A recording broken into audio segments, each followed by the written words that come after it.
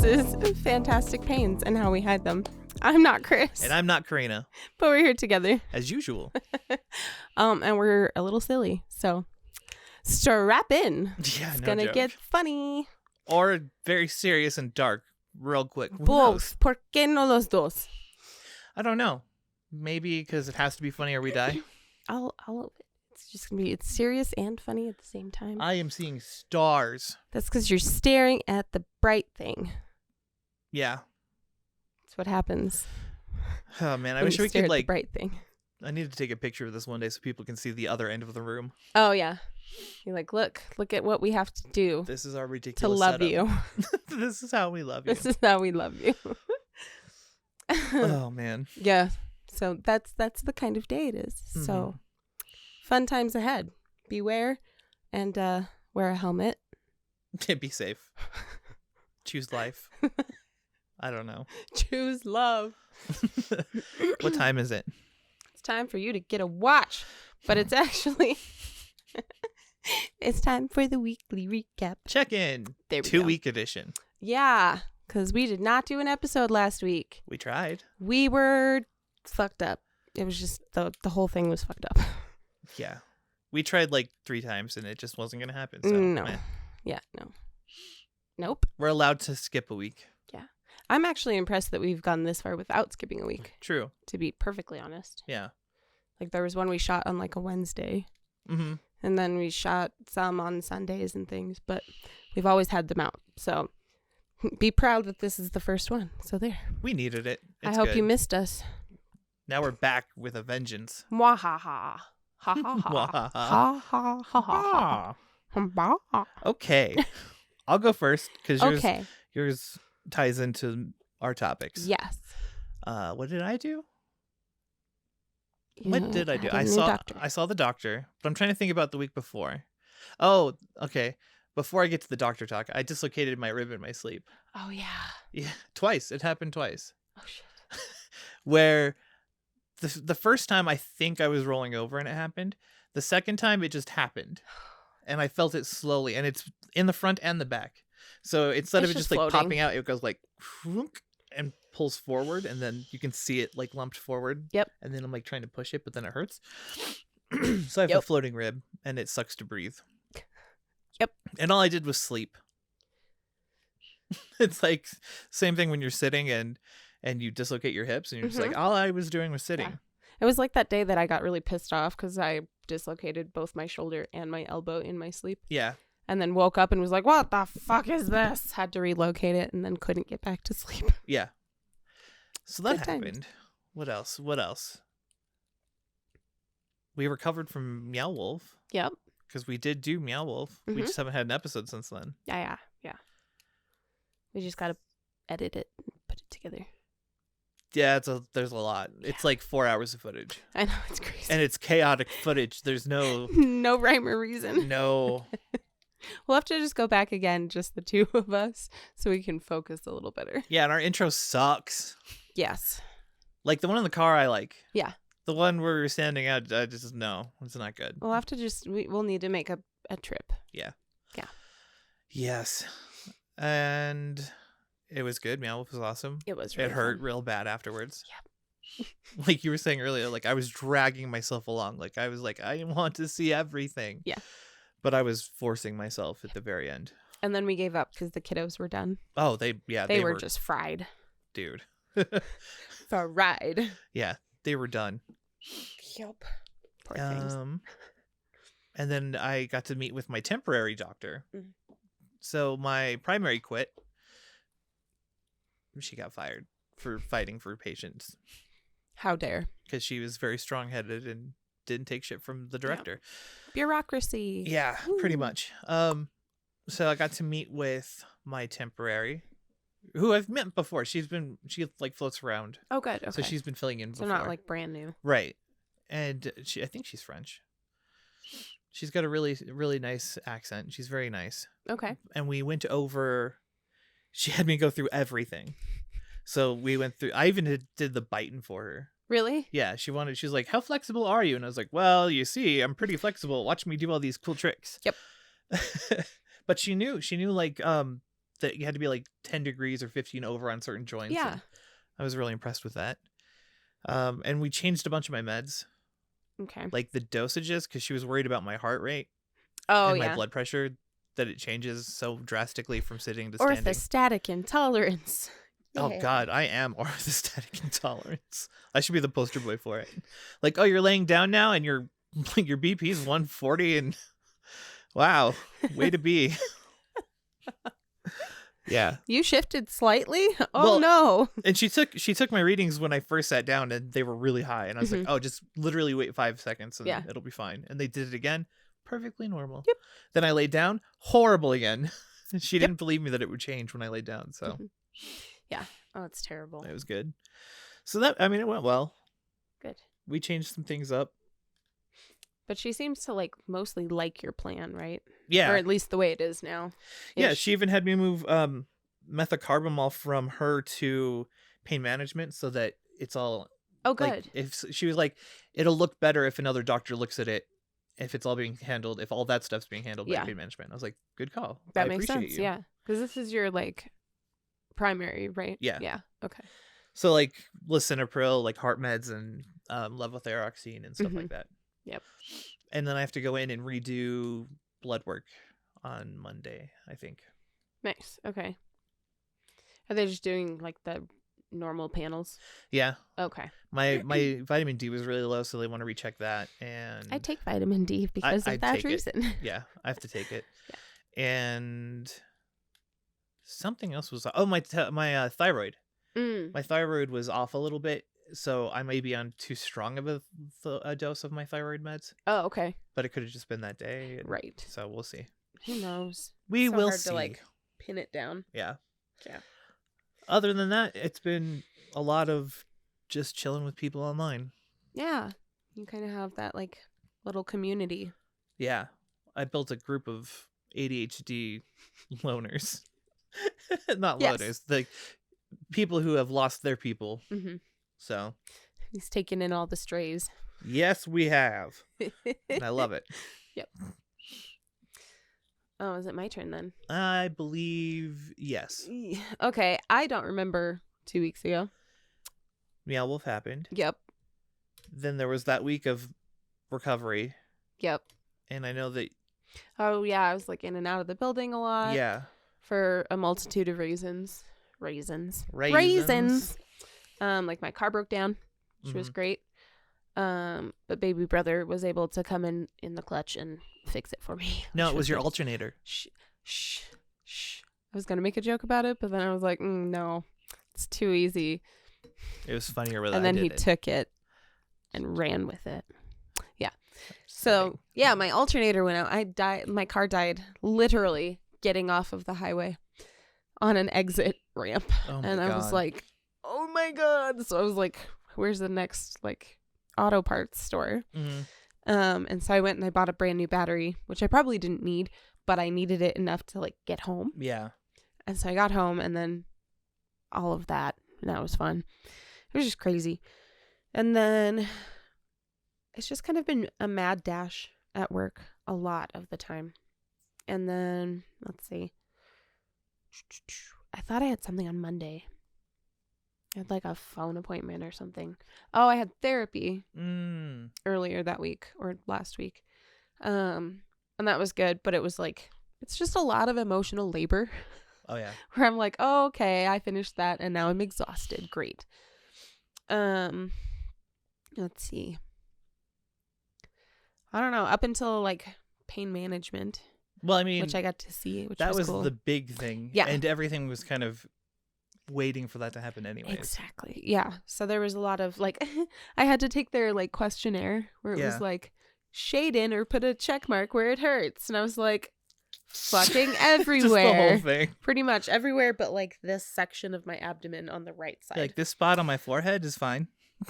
Right? You're like, this right here doesn't hurt. That's about it. That's it. That's all of it. Yeah. And then I've had some really nasty spasms. Yeah. That have just been it's just fuckery. It's stupid.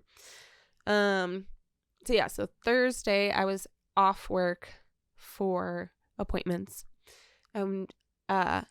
you went with me to Yeah. pain management, which was great because I was like, I need someone to help me stay on task and honest, and just the moral support.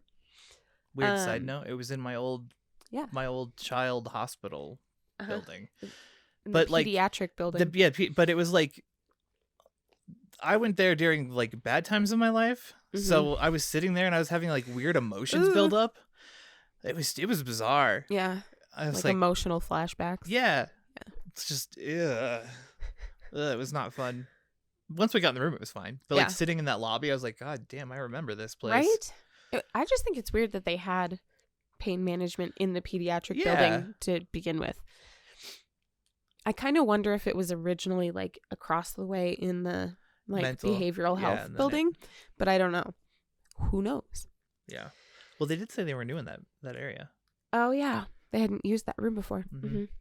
Yeah, it was interesting because what I had before in 2018 when I got diagnosed was like a conference style meeting with a bunch of people from all the different practices and like categories of care.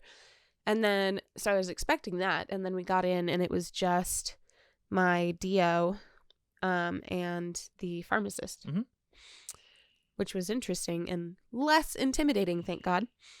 But she was fabulous. I really liked her. Me too.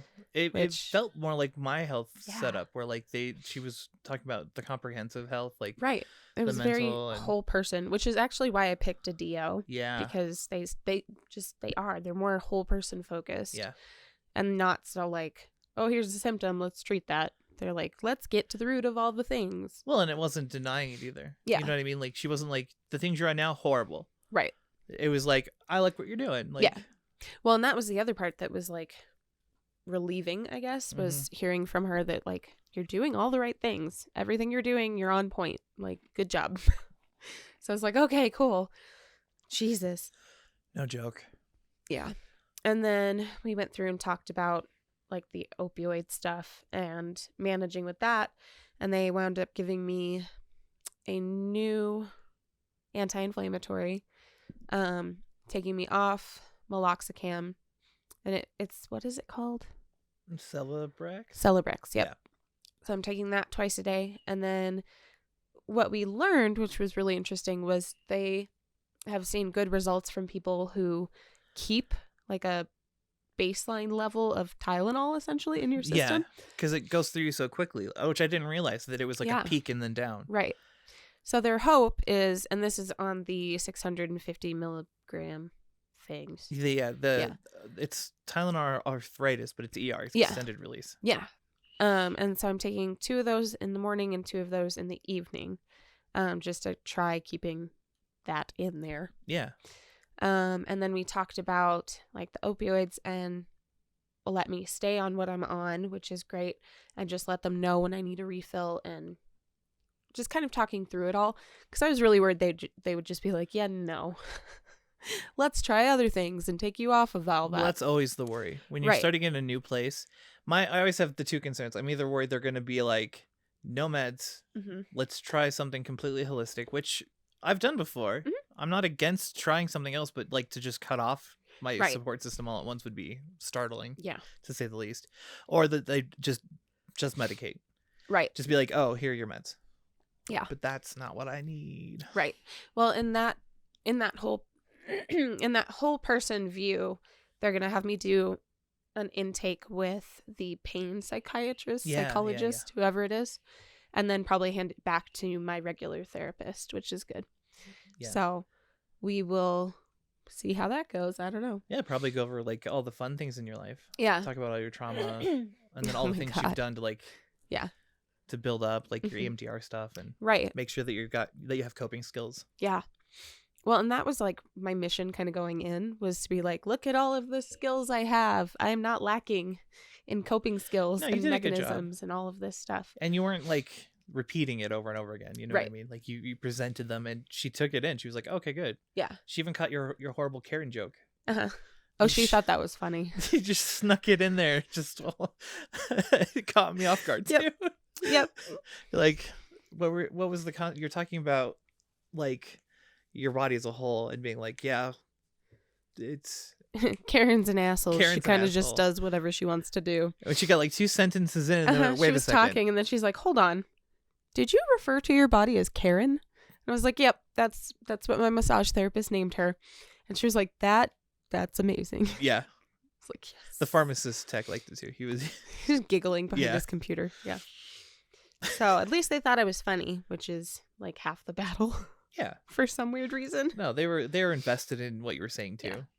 which was good. And like, I don't know, it's different to hear that you're doing the right things Yeah. when you're so used to people being like, well, have you tried? Have you tried? Have you, like, right. you should be doing blah, blah, blah, blah, blah. No, they And- liked the way you were taking your meds hmm and your coping skills, and that you were doing physical therapy basically. Yeah. Working And with they're a not trainer. sending me back to physical therapy, Right. which is fabulous. They 'cause trust your trainer and you. That was the other part that I was worried about, because she was like, what do you do with your trainer? And I was like, we work on all of this stuff, like stability and Mhm. strength and balance and posture and all of these, like working on helping the muscles do the job of the muscle and the ligament. Mhm. And she was like, oh, okay, so that's basically your PT. And I was like, exactly. Holy cow, you get it. Awesome. Yeah. So it was very different. It was very different. It was a really cooperative kind of situation and conversation. And yeah, even on like the pain agreement, which I was really worried about, I was like, I don't want to be put on a contract where I have to take it like all the time. And she was like, no, I don't want you like taking it on a schedule. I think that would be stupid. Mhm. Like, let's not do that.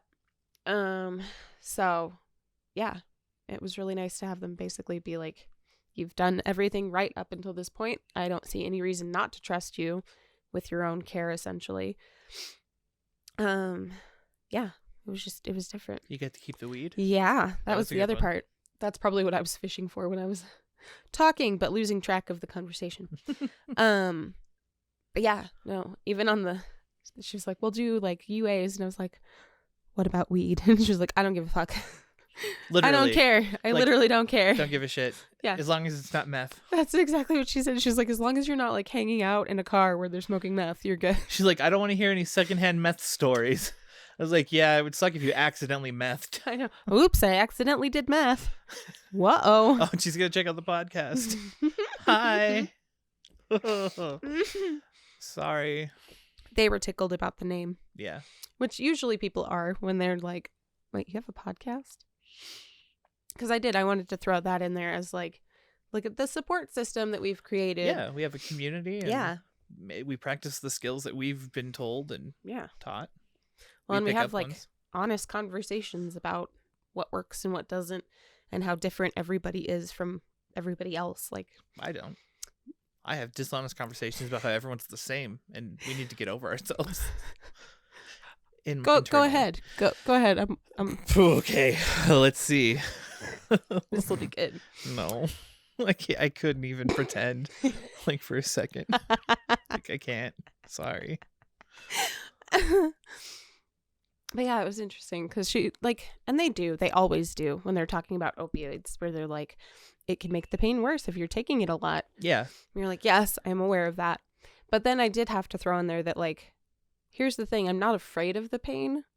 And she was Yeah. like, well, I'm glad you're not afraid of it. I'm like, it's a Right, you're not- constant companion, right? You're not like, treating out of fear. right. Which which we've is talked the about trap. before Yeah. with that like addictive piece where they're like, yeah, Mhm. it's largely genetic, but there are also these like factors that put you at risk. Yeah, you can accidentally get yourself into an addiction. Yeah. You know, you start off like, oh, I'm going to take this for pain. And then, oh, the pain's going to come back. I don't want to feel the pain. And then Right. suddenly your body's dependent and then you're addicted. Yep. Like, it's real easy to Yeah. Well, and then you're not cross that getting line. pain relief anymore because your body is Yeah. used to it. And it's also like, and we know for a fact that the body will create pain just to get the drug. Mm-hmm. And that's what happens too, is that your brain's like, okay, we have to hurt to take that thing. So here we go. We hurt really bad. But we talked about like the cortisol and everything. And it was easier than normal to be like, yes, I am aware of all of those things. We talk about all of those things. I know how I function and I know what I'm doing, but I'm also aware of like the science behind all of it. Yeah, we're pretty keyed in. Yeah. Like when she was talking about the neural pathways and how Mm-hmm.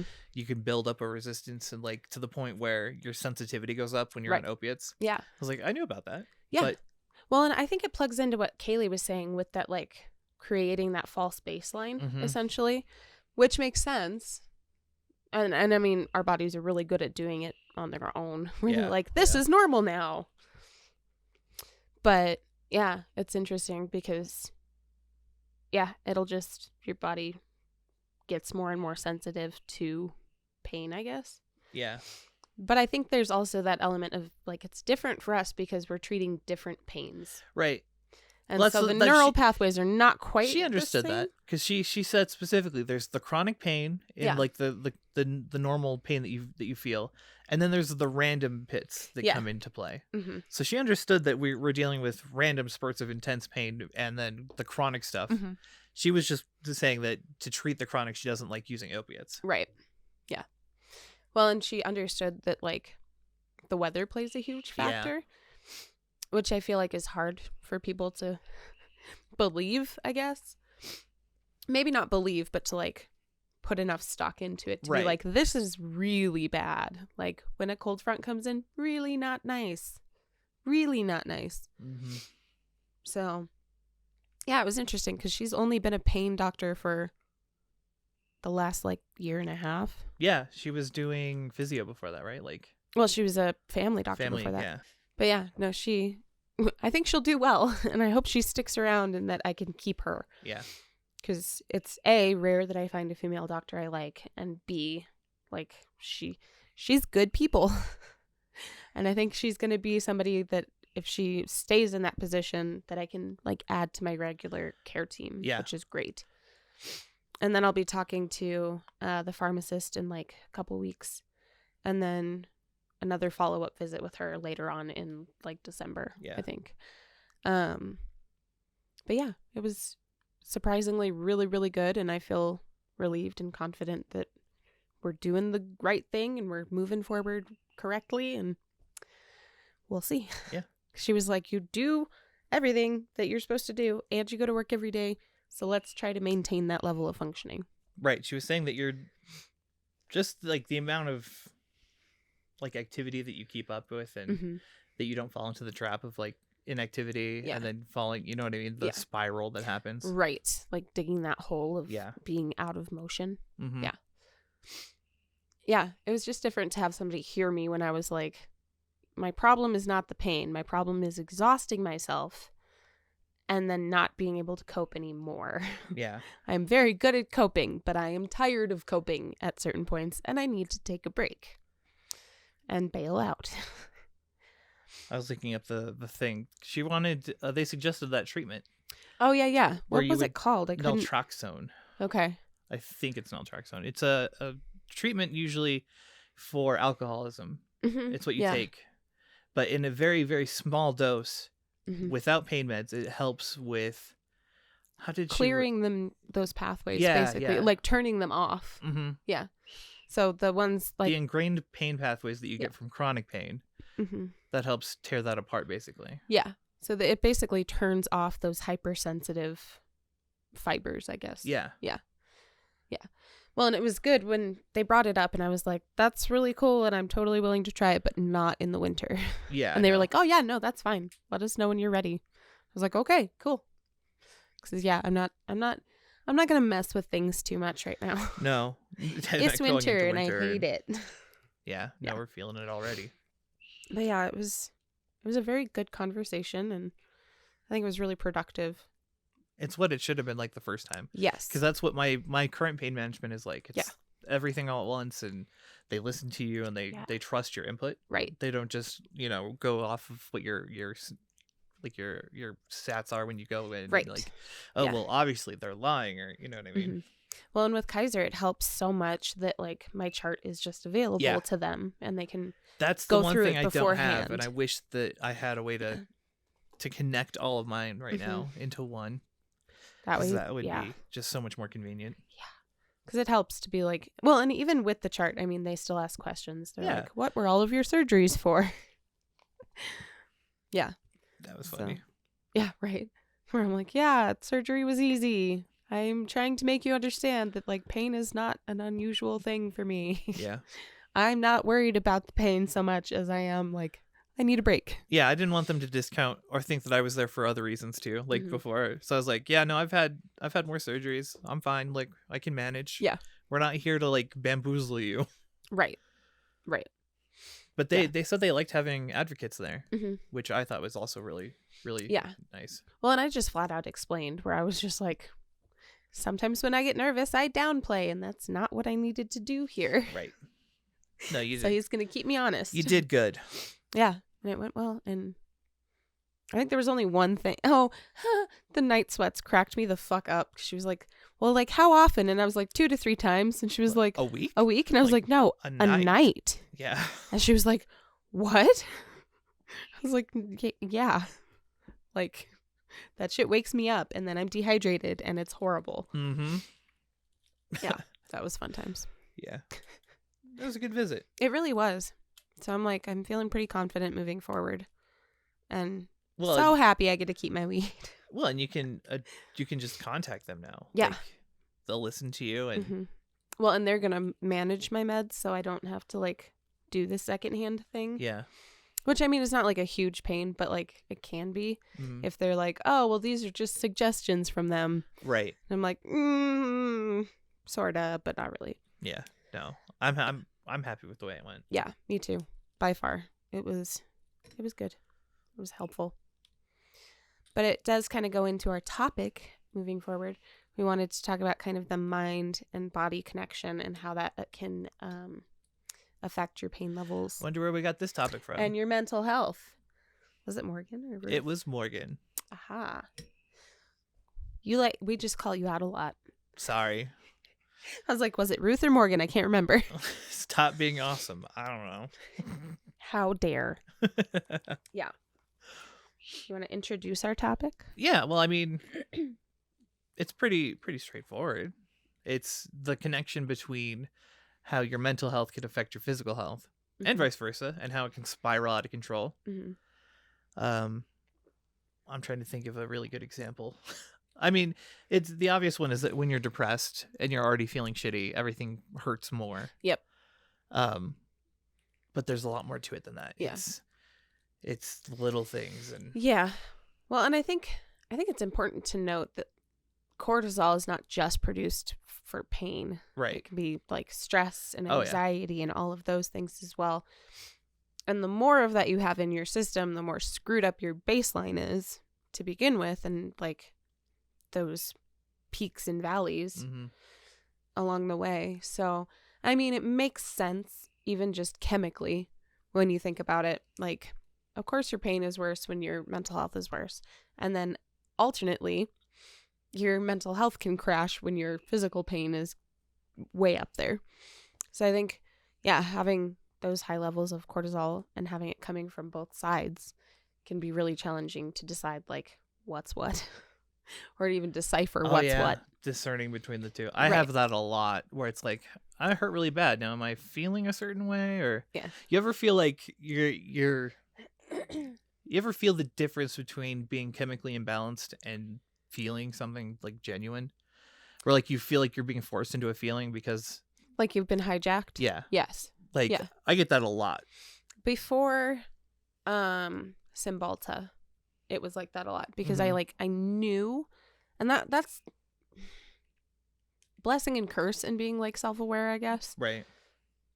Being aware that like, oh, chemically something's up because this isn't right.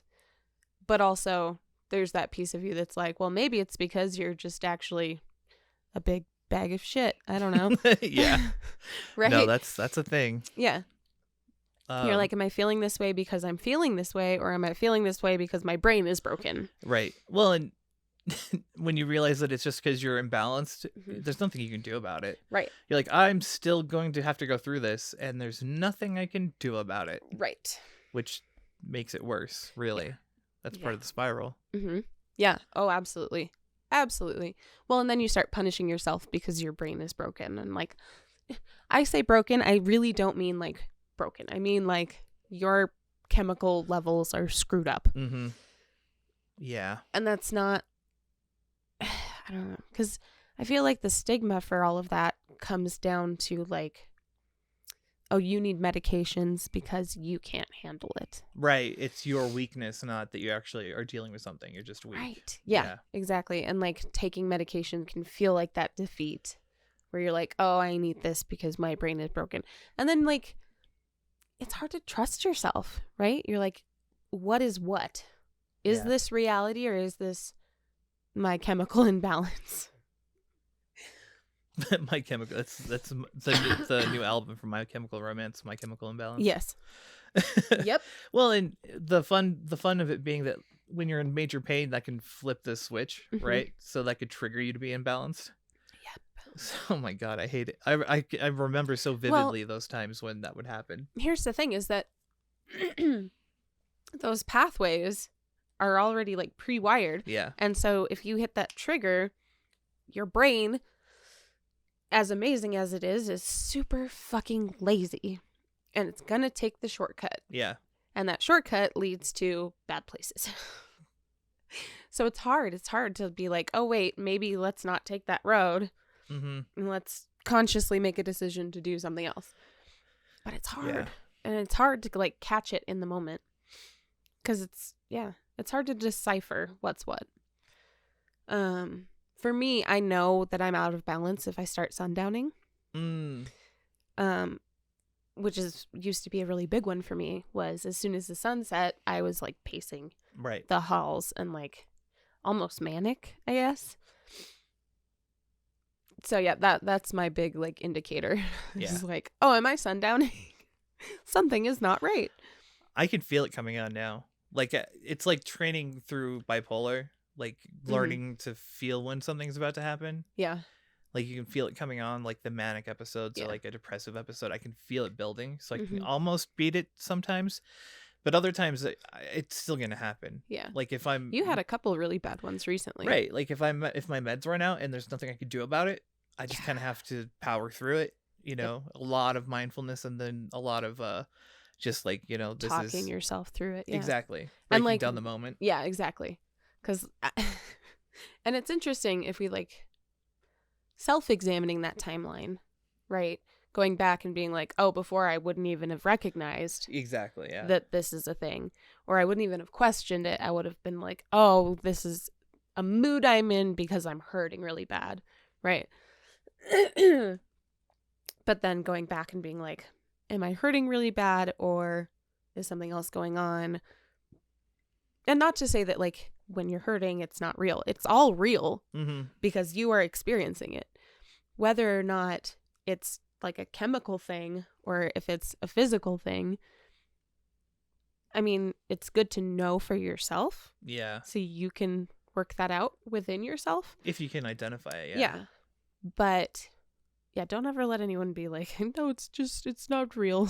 Right. It's real because you're experiencing it. Right. Well, even when it's chemical feelings, it's still feelings. Yeah. It's the same thing with your emotions and with your physical body. Like, right. It is your experience, whether or not, you know, it's chemical or not. Yeah. You are experiencing it, therefore it is real. Yeah. Is it rational? Maybe not, but it's real. What would you do to like build up? Like, how would you combat that though? What's step one? Do you treat the body to try and make it better? Or do you treat the mind? Do you... In those moments, I think body comes secondary. Right. Especially because we're so careful about like medicating. Yeah. And I don't want to... I'm always really careful. If I'm in a mood... Yeah, you don't want to take it for the mood. Yes. Yes. I'm really, really careful about like, don't medicate to make yourself feel better. Right? So for me, medicating is like bailing out. That's like, okay, I've had it. I can't do any more. I need to take a break. That's it. Right. But if I'm like, oh, I feel like shit and I'm sad and I'm upset and I'm frustrated, like if I am feeling unsettled internally, I try really hard not to take a med. Yeah.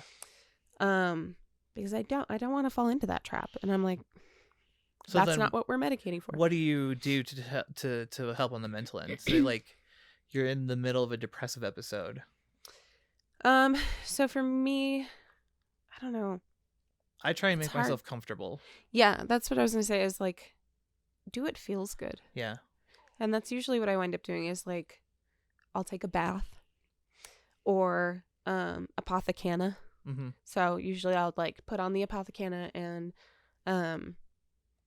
like find something funny to watch or hang out with the animals or just like whatever feels good in the moment. Do what you need to do to be okay. I curl up right? with the blanket you got me. Yeah. That's a big one because it's soft and textural. Mm-hmm. So I curl up with that, and then if I need people, I either get the kids. Yep. Just dog pile me and hang out, or I just curl up next to Jen. Yep. And then punch her a bunch, like, love me. I hear. Don't touch me. Just punch her. Love me, but don't get away from I'm prickly. Leave me alone. Get away, but also come here. Exactly. Yeah.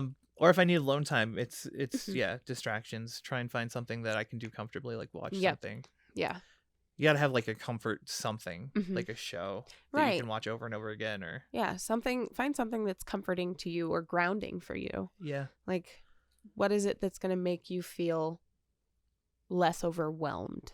And I think if you're even working towards it, like if just the act of doing it helps you kind of build yourself out, you know what I mean?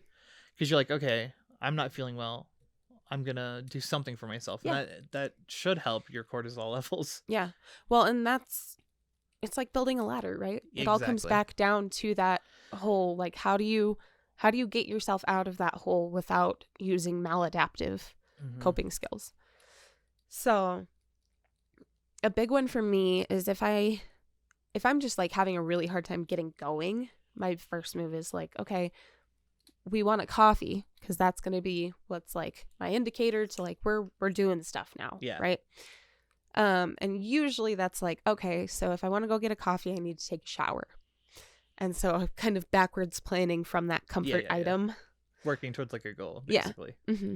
And then getting in the shower, getting dressed, like being really mindful about that shower, taking time to like take care of my skin afterwards, like apply moisturizer, like do nice things for Moisturizer. you. Moisturizer. Look at her. That all like ritzy. luxury extra step. Yeah. She might even use conditioner. Whew. And water. Water. The warm variety. Yes. But yeah, so for me, I think it's a lot of like backwards planning from something comforting. Yeah. And then at night, if I'm like having a hard time, it's like, okay, we're going to go lay down in bed, curled up with something like cozy and a little tiny tub of ice cream. and that's what we wind up doing. Yeah. That's what, and Jen's usually on it when those times are coming. Mm-hmm. Like, that's when she'll order monsoon for me. Yeah. Really good Indian food. Mm-hmm. Really good. Like It is. authentic. It's really I love good. it. It's good stuff. That's when, like, if she offers that and I'm not realizing that I'm in a bad place, I'm like, oh shit. I must be an asshole right now. Not that I'm being an asshole, but she can tell when I'm shutting down. Oh, mm-hmm. You know, and like I'm internalizing things and I'm not communicating. Yep. That's like my wake up call. Like, oh shit. Yep. So Yep. That's what it is for me. It's curling up and then eating spicy food. Nice. Yeah, like comfort food. Mm-hmm. That's my other one is I'm like, I want to eat garbage. Yeah. I'm making pizza rolls. That's okay. I do get those too. I'm like, I need McDonald's. I don't want trash, it. Please. I need it. I'm gonna regret eat my decisions. Plastic. Yeah. Yep. That's a good one. Yeah. Well, and then my other one is like, and I tend to forget about this one a lot, which is a little bit frustrating. Just putting on some fucking music. Oh, putting dude. just music in my ear. And I don't know why that one falls out of my head so often. The time with music with me. Oh my God. Especially with like the executive dysfunction. I can get so much shit done if I have music on, but I forget that I'm like, oh yeah, I can do all of the chores if I have music on. Oh man. I'm so into music that sometimes I'll sit down to watch TV and get distracted by music. Yep. I'll put on my music as I'm getting ready to like sit down, and then I just sit there and listen to music for hours. Yep. Like, ugh. Or I'll scroll through anything and everything to find new music. Yeah. Like my dopamine fueled nightmare right now. Nightmare. Well, it was Geist for a long time, so be happy that you moved on. Yes. It was Geist until we got to the, oh no, Our table is broken. That altar never had a chance. But yeah, no, I don't know. I think that's a lot of like, what do I need? Yeah. And self-questioning is a really big one. And I think not everybody has that skill to be able to pull out the why though card. Right. That might be something you can develop when you feel yourself feeling physically shitty. Mm-hmm. Like when you're in the EDS pain, maybe take a moment to see how you're doing mentally. Yeah. You know? I mean, and we do it with pain, right? We're like, ow, that hurts. Did I injure myself? Yeah. What was that? Why does that hurt right now? Interesting. Oh, yeah, I did this the other day. So I'm like, why don't we do that process mentally and emotionally as well? Yeah. But how about you? Like, what's your go-to when you're realizing that maybe it's coming from a place of emotionality? Step one,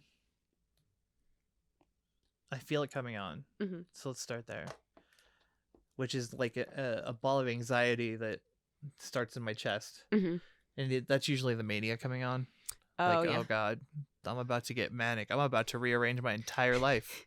Oh shit, I need to do something and I need to do it quick. We're painting all the walls. We're painting all the walls rainbow. Because it has to be something complicated as fuck. Yeah. It couldn't just be paint. It would have to be like, I gotta get this gradient perfect. Full it's a spectrum. My Little Pony mural. God.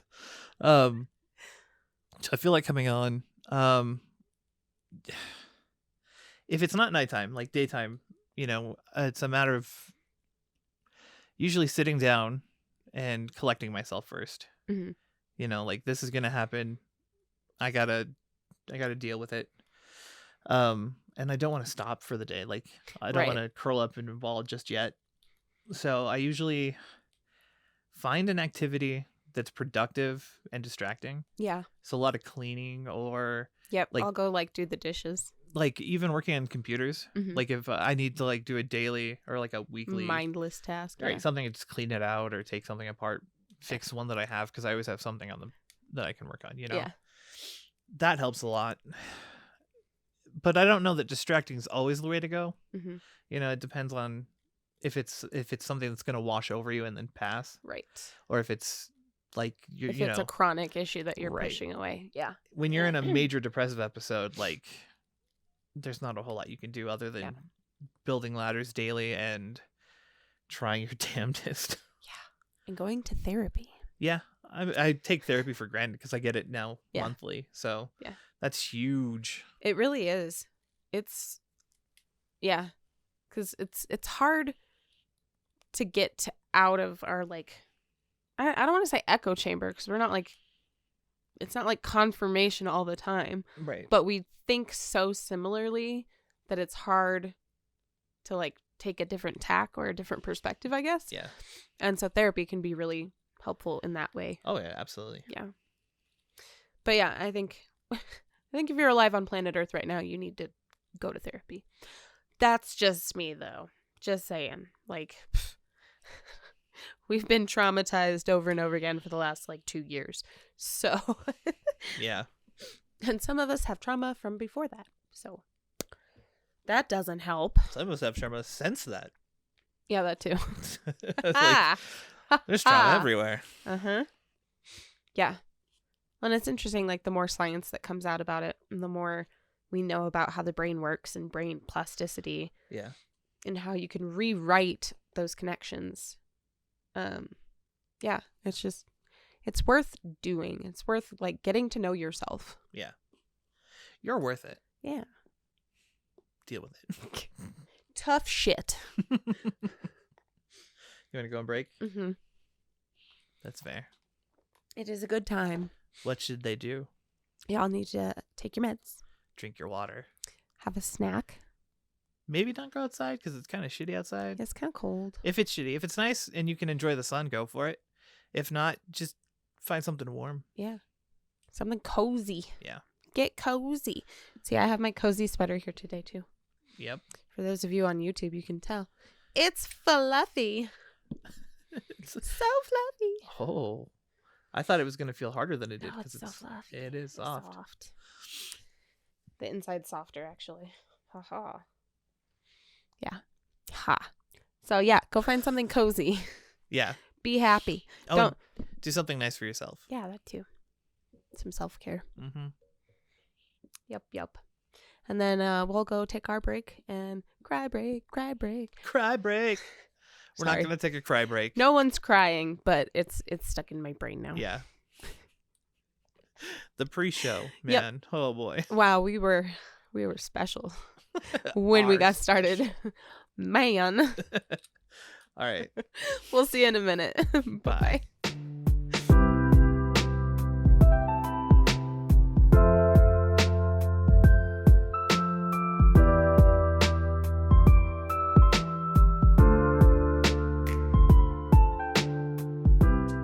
Welcome back.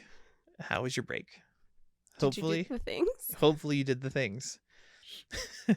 We kind of did the things. Yep. We took a break. Mm-hmm. Well, and I'm wearing the cozy now. Yes. And I got to pet the neighbor cat. So yeah, Smokey. He's very nice kitty. He's like weird frenemies with my cat. Yep. He likes to come over and love on the window and be like, "Oh, that neighbor cat, I like the one inside. He's great." And my cat's like, "Fuck you. Why are you at my house? I will eat you. Also, I'm really curious about you, but I will eat you."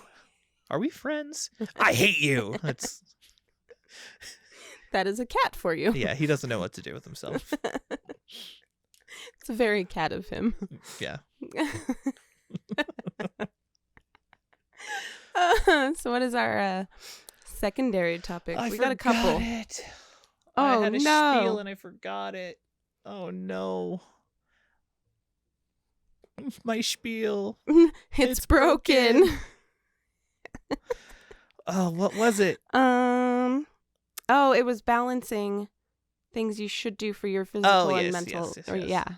Yeah. Yes. So, but how do you balance the need of socializing with the physical of not doing anything? Yep. And my spiel, my 10-second spiel. Okay. It's actually more like a 2-second spiel. I kind of played it off of it. I may have padded the numbers.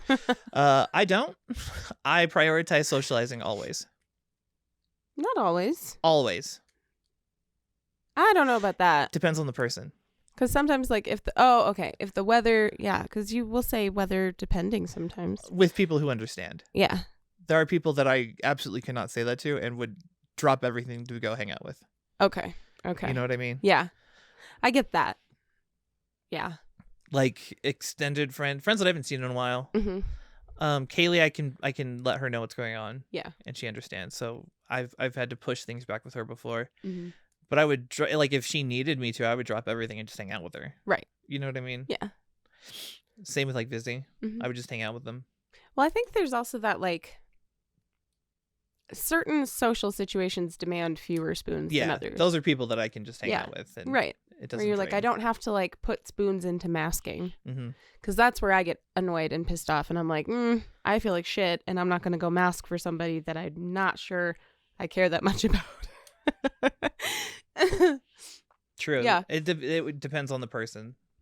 Honestly. Yeah. Oh, very much. If you need like the post said that they needed it for rounding themselves out, the social interactions. God, that's a toughie. Because honestly, I would just jump back into it. See, and what I know you shouldn't generally wind up doing is I like I come to some kind of compromise, I guess. That's probably the best way to handle it. Yeah. So if there's like a social event, I will go for less time.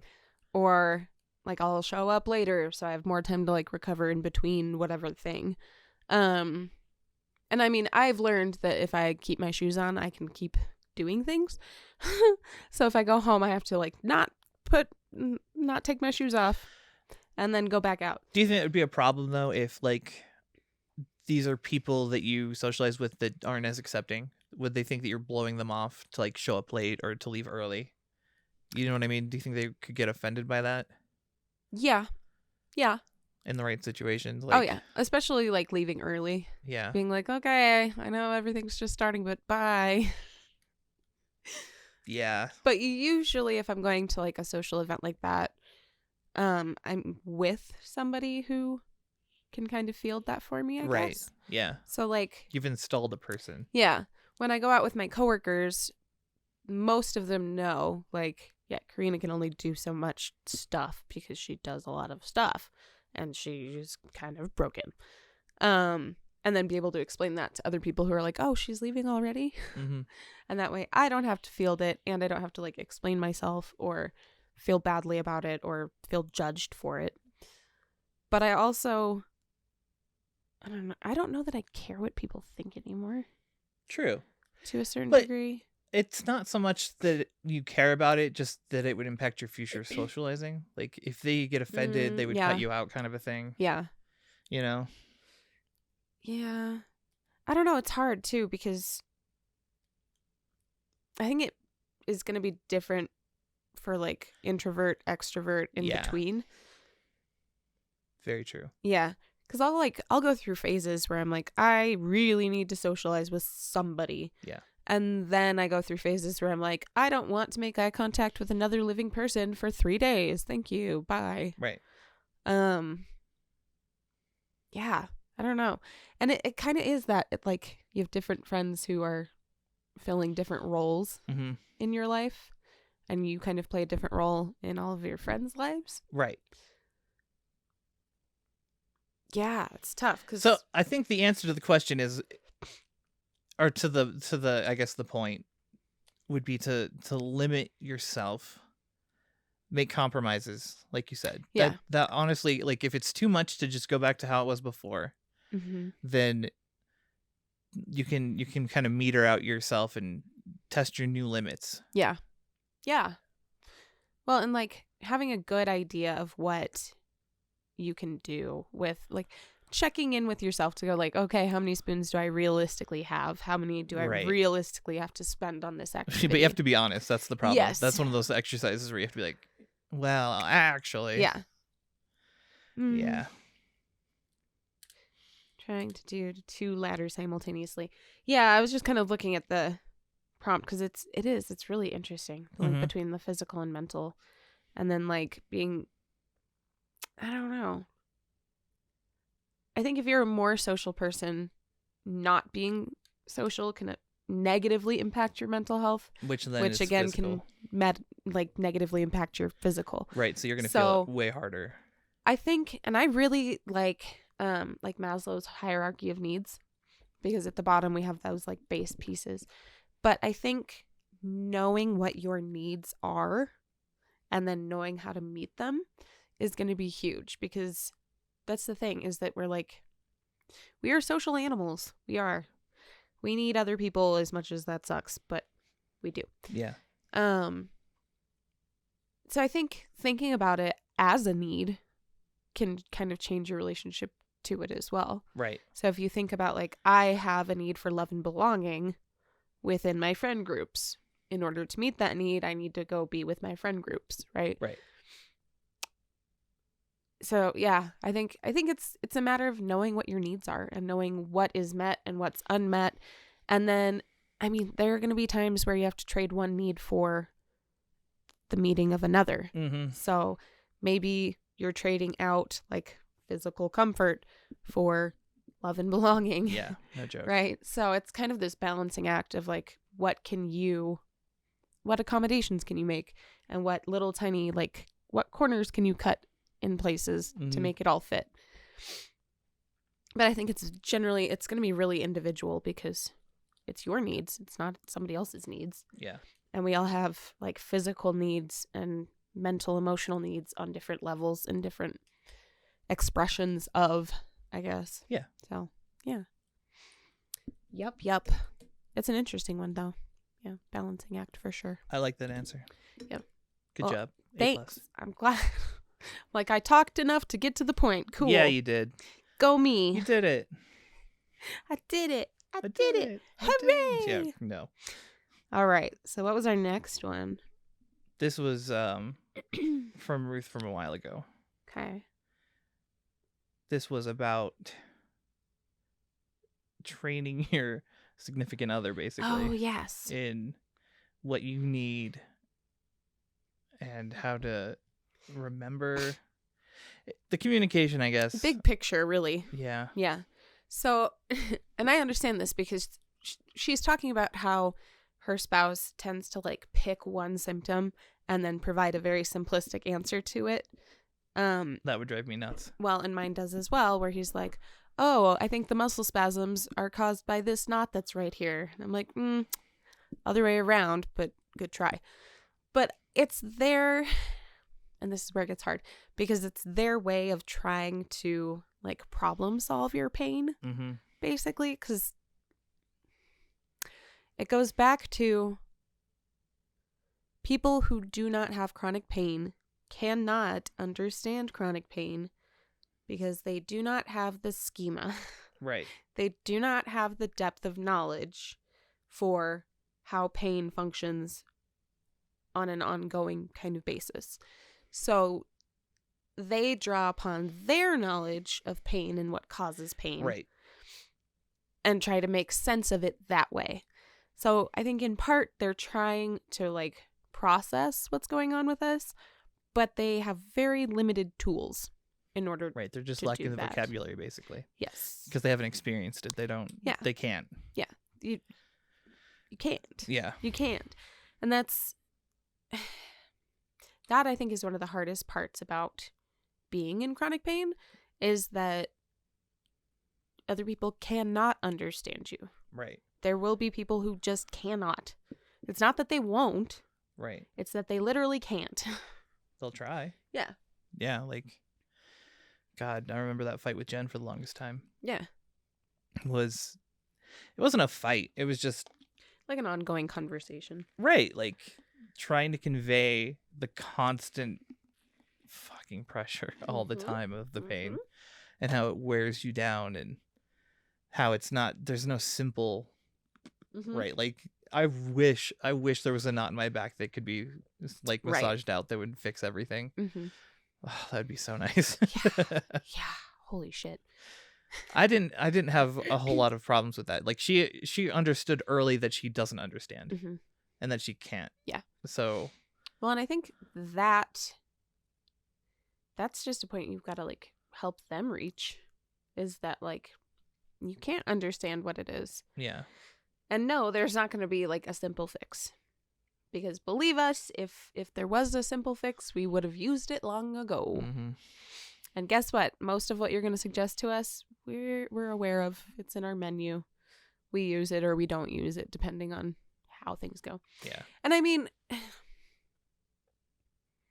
it can be different though when they are kind of when we train them a little bit better, and they can help us run through like coping skills that way, and that can be really helpful. Yeah.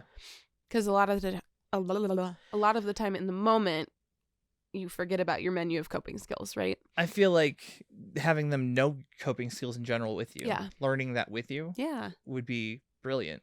Right. Because then they have at least a tool set that they can draw from, right? Right. Like you said, like if you could educate them, or when you're learning about coping skills, if you could bring them along, or yeah.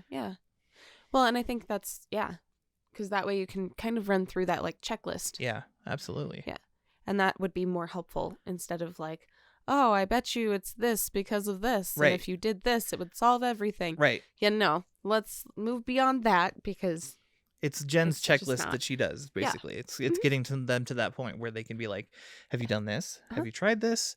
Maybe this, then this. And then like you just Well, and I'm learning it now too. I've used it on you a couple times now. It works. Been like, okay, checklist items. Yep.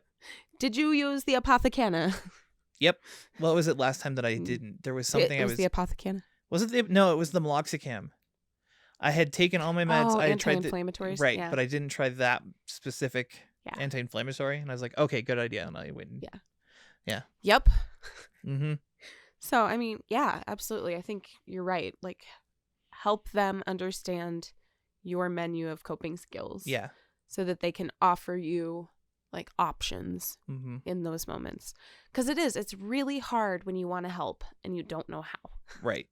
And so you're like, let me draw upon the, in comparison, limited knowledge that I have and help like provide stuff. Yeah. Because they don't know what to do, and pain makes other people uncomfortable. And like we know these things because they want to help. They just don't know how. Right. And a lot of the time we don't know how they can help in that moment either. So maybe in calm moments being like, okay, here's this menu of coping skills or like a checklist item. Yeah. Yeah. Kind of figuring out what works for you too. Like Jen with her, some of the stuff on her list is like comfort foods or coffee, like what you do to get started. Yeah. She knows that certain items are needed for certain times. Yeah.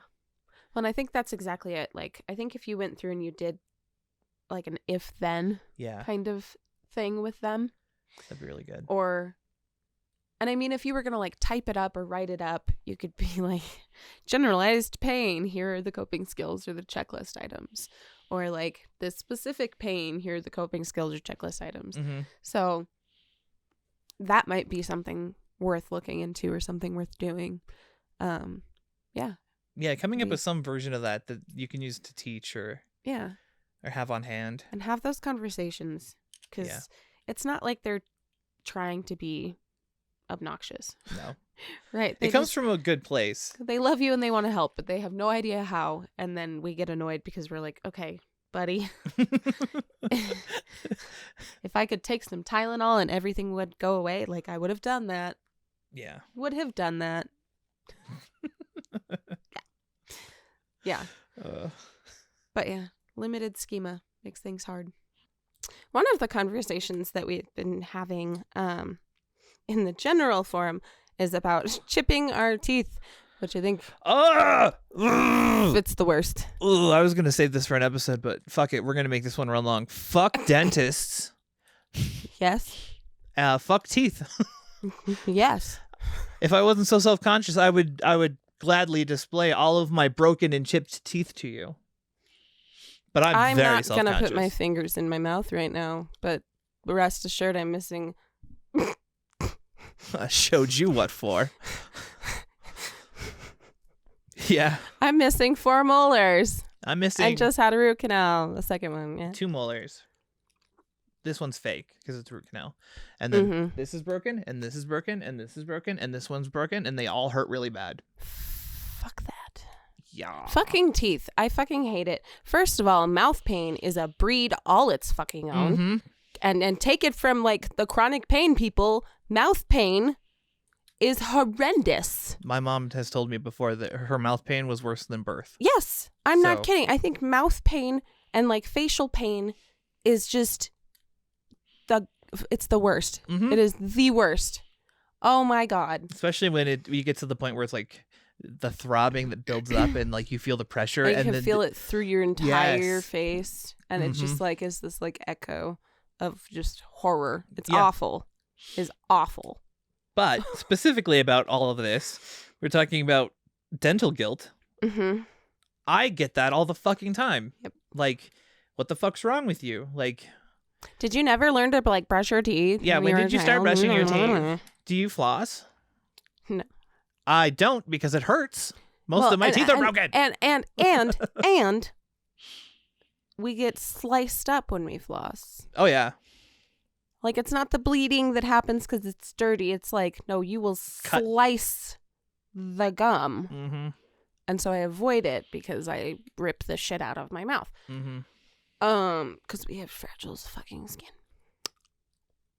Wait, there's skin in your mouth? EDS and all that, blah, blah, blah, blah, blah. EDS affects your teeth? Yes. Dude. Hey, we have somebody new as of today. Oh, as of like 2 minutes again. Again? At Dislocated. Welcome. Live welcome. I wonder who that is. That's fun. Cool. Let's see who be. Who be? Oh, someone replied. Morgan says I can't think of anything right now. That's like heart. We appreciate you regardless. Yes. That's funny. No, we're talking about teeth now. So yeah, teeth. Teeth? I really need to get in to see a dentist, but teeth. I don't have that money. Well, and I don't understand why Medicaid doesn't cover that. It covers a portion, but it covers like removals not Oh. like root canals or anything to save a tooth. Really, it feels like. Shit, really? For every time I've gone in and I've been like, what can we do? They're like, well, this would cost this much and this is this much. And I'm like, I don't have the $4,000 you want to save one tooth, and I need you to save 3 of them. I don't understand. Like, like 90% of the time, dental is going to be more expensive than having fucking surgery. Yeah. Like, that's... And dental insurance is garbage. They're like, oh, yeah, we will cover a tiny little portion for you. And then anything beyond this, like, $5... It's all you, bitch. But you Good paid us luck. all that money, remember? Yeah. And you can't get good dental insurance. It doesn't exist. Yeah. Dental is just horrible all the time. I told your wife to apply for care credit. I don't know if she's done that yet, because that's how I get through all of that stuff, because then you can put it on like financed, but it's no interest for like 12 months. Right. Then I'm applying for that charity. Yeah. Which I think I have a good shot at, because I fit all the criteria. It's not like it's hard for me to meet any of that. Yeah. Yeah. I just have to spend the time fighting for it. Yeah. So I don't know if you have care credit outside of Colorado or in the United States, but care credit is a really good option. You can use it for dental, medical, vet bills, eyeglasses sometimes, I think, maybe. I don't know. You'd have to look. But it's worth having if you are someone who runs into those same problems that we run into. Because, yeah, dental is fucking terrible. It's so expensive. So expensive. They're like, oh, you want a mouth? I was going to say, so you have the get money. Nothing. You have the opportunity to get it work done, but you still have to deal with the dentist. Right? Like, how do you go about going, well, all of this happened because of a different thing. Not what you're thinking. It wasn't that I neglected my teeth. Oh, I just flat out fucking say it. I'm like, yep, I have ADS and my teeth suck. Well, that's nice when they understand it. But, Oh, yeah. when you have the dentist who doesn't know anything about ADS and you're like, it's this. Like, oh, what medications are you on? Yes, it's my medications. Clearly. I chew them like candy and they're made of iron. They're made of iron. I eat my iron tablets. My iron tablets. That's how I did all of this damage. I eat rocks. I eat Relax for calcium. Just eat I'm rocks. out there just licking rocks. More rock liquor. What can I say? I chew ice from glaciers. Is it harder from I think glaciers? it must be harder. I don't know. I don't know. It's more frozen. I chew ice, but it's glacial dry ice. You're chewing carbon dioxide, bro. That's a dangerous game. I know. I know. Look at my the teeth.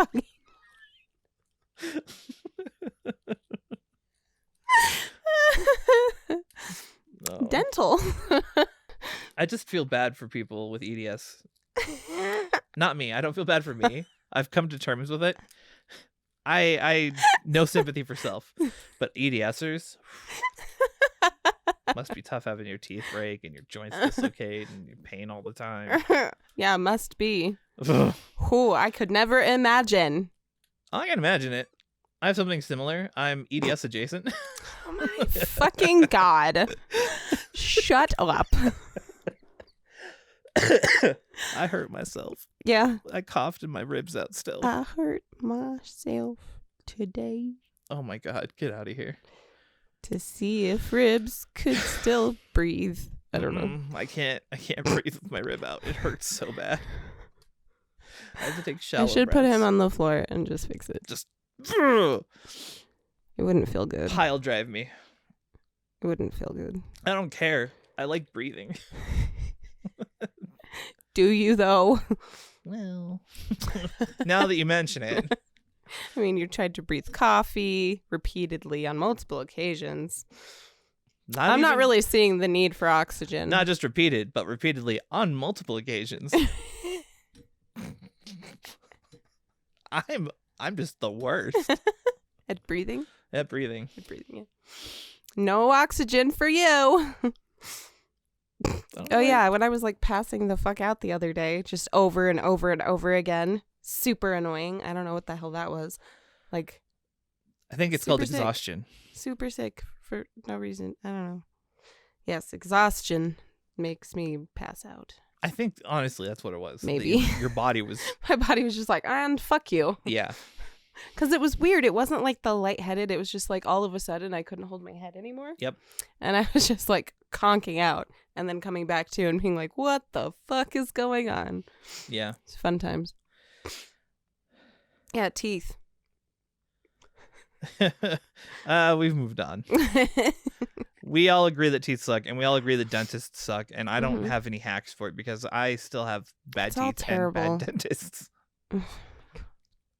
It's all terrible. It's just awful. It's terrible. Dentists are the worst. We need to fix that. So get on it, society. Fix dental, please. Make it suck less. Please. And less expensive. Mm-hmm. For the love of God. Because holy shit.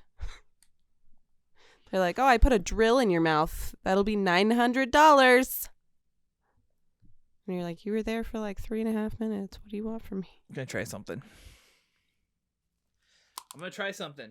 I'm watching. It feels weird not to have the headphones on. Yeah.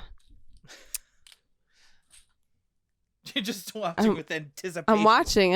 I'm waiting. What does he do? What he doing? This is gonna suck. It might. It will. Is possible. It will suck. Okay. You. Right. This is gonna be bad. Don't guard. Trying not to. Just breathe. And out. Oof. What is that? Is that your chest? Yeah. Okay, I was like, I heard it, but it wasn't in the back. Ooh, something's trying to pop on the low end when you do the twisty. Oh, like here? Yeah. And then we gotta go this way. Oh.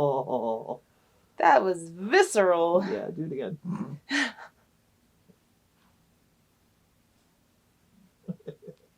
Be Play-Doh. I gotta like get them off of your spine, basically. There's a good one. They're all very quiet though. They don't have like good pops. No. Mine slide around slowly. I think we got more of it. Mm-hmm. Did you get it in the front at least? I think I did. And then we moved it. Yeah. Hopefully it's attached to something now. At least on one side. Maybe.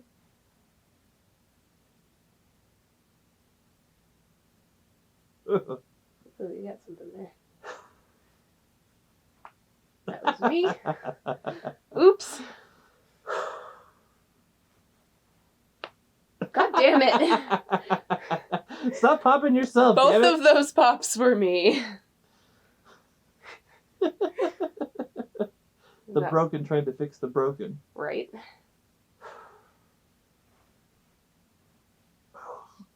God. There's something here. There is. Let's see. It's this way. Does it need to go this way? Ooh, you feel that? Mm-hmm. Did we get it? Most of it. Yeah. Ugh. Ow! Like, look how relaxed my shoulders are able to go now. Before I was like this. Oh yeah. All that. Got some movement. Whew. So that was a thing. So that's how we adjust one another. I might demand mine. Whoa. You hit the button. Whoa. She hit the button of death. I might demand mine be done next, but Easy peasy. we'll see about that. I don't know. I'm really tight. I don't know if I could move anything. I don't know. I weigh like 1,000 pounds. So I You can know just... what they did want? They wanted to see how I did my wrists. Oh. Oh, yeah. Yeah. You might want to get closer. That's what I'm thinking. Should I move the camera or move me? Move you and take the mic with you. Okay. How do? How do what do? Move. Okay. All right. We're going to get like right here. There we go. Okay. I'm like, hey, there we go. So generally, I like to take it and I'm going to make like the okay sign. And then I'm going to push them apart. I'm going to push them apart. I'm going to push them apart and push apart. So I've got a pretty good weakness there. That one doesn't want to go back or like stay together. So, ooh. And then we do the other side. So be very careful when you do like your other side because you can undo what you just did very easily. That one's feeling pretty good. That one's not so good. And that one's not so good. So then I'm going to take it in my hand. And this is what I like to do. I like to push it up against my own self so I have a little more leverage. Because I don't know about you, but it's really hard to like grab your wrist and pull outward. Yeah. And now if I go back and test, this is like my confirmation that I got everything that I should have. And that I didn't screw up anything that I didn't mean to work on. What does it mean when you can't do any of it? Which part? Oh, I got it. There you go. So that's just, it's my shortcut to know, like, where to adjust. Because otherwise you can pull other things out while putting some things back. Great fun. Yeah, I am kind of the queen of self-adjustment. Fact. And that was fun to explain to pain management doc too. Was like, she was like, how often did you go to urgent care? Oh, I forgot about relocations. that. I was like, no. She's like, what happens if you do? And I was like, I don't. I was trying to help you out there because I was No. like, there's no point. Like, Yeah. we would just waste money and time. Right. Like, anytime I've gone in, they're like, oh, you're kind of still a little dislocated. yeah, that's And usually that's how it. it goes. Yeah. Like, Yep. The one time I Help went me. in was like to double check that I had gotten it. yeah. And that's about it. Silliness. Mm-hmm. And then if you can't get it, I usually just train the people around me. Yeah. Or like Jen is self-trained and she's the only one who can get my ankle. She's kind of a miracle worker there. Yeah, she set my feet and my legs a lot. Yeah. So. Yeah. And that's where I have trouble. Like anything upper body, pretty good. Mm-hmm. Lower, not so much. Yeah. It's a little harder. Yeah. Fun times. So yeah, so there's your wrist segment. Hopefully that helps. And yeah, so positioning, I just take it and I like wrap around. That's what I just a second ago, I was like that. 'Cause it helps. You get some good leverage and you can hold like up against your own body. Oh, Yeah. Sometimes I'll do it like through my armpit if Yeah. I'm getting the thumb side. oh yeah, like I see what you're Mhm. saying. Like, Where you like pin it. yeah. Yep. There you go. We have all kinds of ridiculous relocation tricks and tips and My things. hands are swollen. I'm MCASy. Oh, I guess I am too. Holy Yeah. moly. Yeah, look I at can't that. get my ring off. That's always what I check. That's my first indication. Oh, I can feel it. You're getting hot. Yeah. Ugh. I'm MCASing. Ugh. Hopefully it's not the swelly type because fuck that. It will be. It'll be right here. Oh, yeah, that was the other one. My face started swelling again, and I was really pissed. And so I emailed my doctor, and he was like, time for you to go back to allergy and immunology. Yep. And I was like, oh, fuck. I guess I have to. Damn it. Because I can't keep spending $65 to go to the urgent care to get a steroid shot. Yeah. It's just not sustainable. So I need them to like Now with prescribe how me often it's happening too. and teach me how to do it. Yeah. Because then I could have my own vial and my own needle, and then I could do it when They it's wouldn't do starting to that. kick They would in. just make you take the pills. That's bad, though. I know. don't I'm like not that. saying it's a good idea. I'm saying that's what they'll do. Damn it. Other people can do the thing. Just let me stick needles in myself. Well then. Bye. Let me follow my dreams. PPQ sauce. Oh my God, no. Okay, that's it. We're done. That's the sign. We've hit the limit. I think it's time to go. Yes. All right. Well, thanks for coming along. I hope that was something. It was something. Dentist hate, back setting. It's all good. Yeah. There you go. But we love you, and we'll see you next time. Mm-hmm.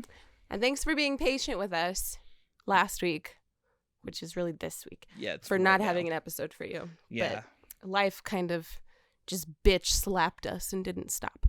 So we were assaulted. And we tried. By life. We tried several times. Like, we wanted to make it happen. And we just were like, it's not going to happen. No. Every time we'd get really close, we'd be like, I can't. No. Cannot. No do. Yeah. Bad news. So hopefully we'll have one for you next week. It should be fine. Yeah.